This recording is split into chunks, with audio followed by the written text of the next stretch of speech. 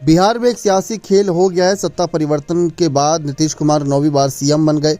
इस बार पार्टनर बदल गया। महागठबंधन की जगह सरकार की पार्टनर अब एनडीए है। बंगाल चुनाव की तर्ज पर इसे खेल या खेला कहा जा रहा है। बंगाल विधानसभा चुनाव में पहली बार ममता बनर्जी ने खेला शब्द का इस्तेमाल किया था। उसके बाद तो यह शब्द सियासी बोलचाल की प्रचलित शब्दावलियों में शुमार हो गया। नीतीश कुमार के खेला के बाद अब आरजेडी नेता तेजस्वी यादव असली खेल शुरू करने वाले हैं। बिहार में सत्ता परिवर्तन के बाद सियासी घमासान थमने का नाम नहीं ले रहे। नीतीश कुमार ने भाजपा और हम विधायकों के साथ 128 विधायकों का समर्थन पत्र राज्यपाल को सौंपा। बहुमत के लिए 122 के आंकड़े से 6 अधिक बहुमत के आंकड़े को देख रही है। राज्यपाल ने उन्हें सरकार बनाने की अनुमति दी। नीतीश ने उसी दिन शाम में सीएम पद की शपथ भी ले ली। आरजेडी नेता शपथ के साथ ही कहते रहे कि राजद यह तो खेल की शुरुआत है, असली खेल तो अभी शुरू होने वाला है।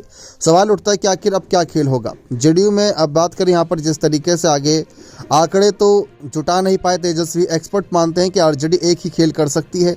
2 मौकों पर विधानसभा में शक्ति परीक्षण होना है। विधानसभा अध्यक्ष अवध बिहारी चौधरी आरजेडी कोटे के, उनके खिलाफ अविश्वास प्रस्ताव का नोटिस भी है। एनडीए की नवनिर्मित सरकार ने दे दिया है और पखवाड़े भर में इसको लेकर वोटिंग होगी। अंदेशा यह जताया जा रहा है कि आरजेडी अपने पहले खेल की शुरुआत यहीं से कर सकती है। इसके लिए उसे एनडीए के कुछ विधायकों को क्रॉस वोटिंग के लिए तैयार करना पड़ेगा। शायद आरजेडी ने इसकी विषाद भी बिछा दी है।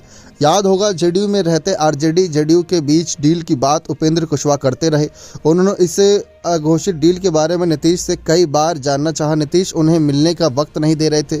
तब उन्होंने सार्वजनिक मंचों से यह बात कहनी शुरू कर दी।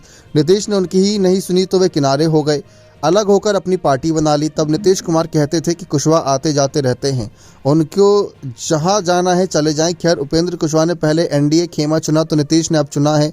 अब यह बात साफ हो गई है कि तेजस्वी की ताजपोशी के लिए नीतीश पर भारी दबाव था।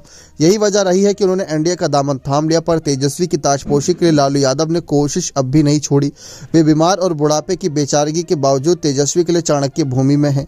आरजेडी ने एनडीए विधायकों को पहले भी तोड़ने की कोशिश की है।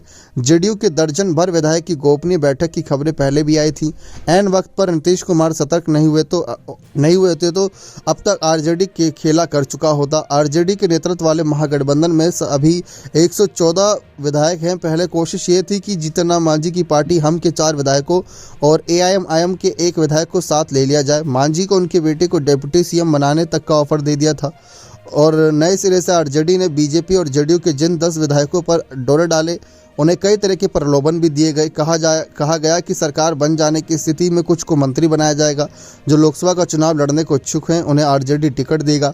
यह सब तभी संभव है जब स्पीकर के नो कॉन्फिडेंस मोशन पर उसे पहली कामयाबी मिल जाए। उसके बाद तो पक्का हो ही जाएगा कि नीतीश विश्वास मत हासिल करने में कामयाब होंगे या फेल। तेजस्वी इसी खेल की ओर बार बार इशारा कर रहे हैं।